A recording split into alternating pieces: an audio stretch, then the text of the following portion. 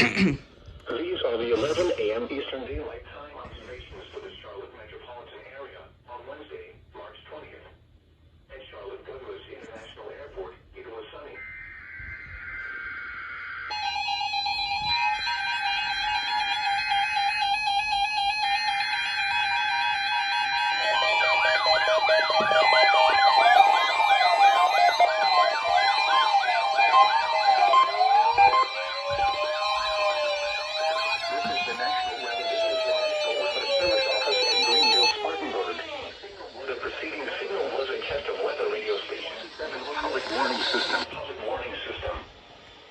Potentially dangerous weather situations, specially built receivers can be automatically activated to warn of an impending hazard.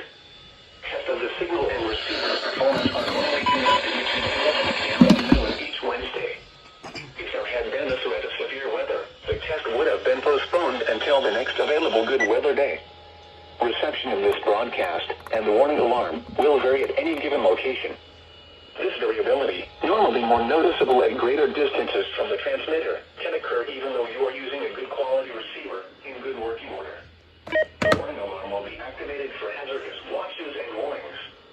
For station WXL70, broadcasting near Charlotte, on a frequency of 162.475 MHz, the warning alarm will be activated for the following counties in North Carolina: Alexander, Anson, Cabarrus, Catawba, Cleveland, Gaston, Ardell, Lincoln, Mecklenburg, Montgomery, Richmond, Rowan, Stanley, and Union.